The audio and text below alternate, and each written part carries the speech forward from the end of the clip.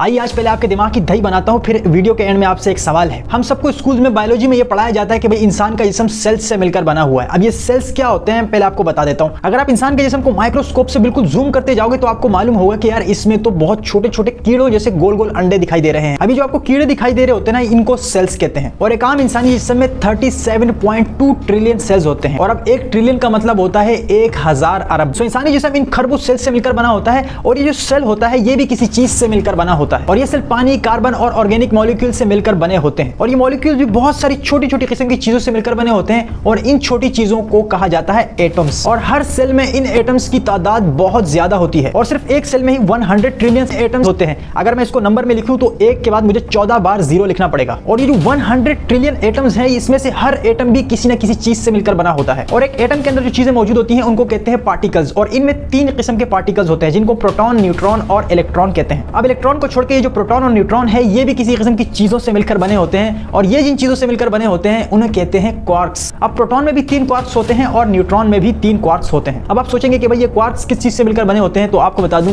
कि ये क्वार्क्स दरअसल एक फास्ट मूविंग एनर्जी है। यानी ये किसी चीज से मिलकर नहीं बने होते बल्कि ये खुद ही एग्जिस्ट करते हैं। अब सवाल ये है कि मान लो कि एक एटम में प्रोटॉन और न्यूट्रॉन में टोटल 6 क्वार्क्स हैं। तो आप मुझे ये बताइए कि हर एटम के 6 क्वार्क्स के हिसाब से एक इंसानी जिस्म में टोटल कितने क्वार्क्स होंगे। ये जवाब आप मुझे कमेंट में बताएंगे और जो सही जवाब देगा उसका कमेंट और उसकी प्रोफाइल को मैं अगली वीडियो में एंड में लगा दूंगा।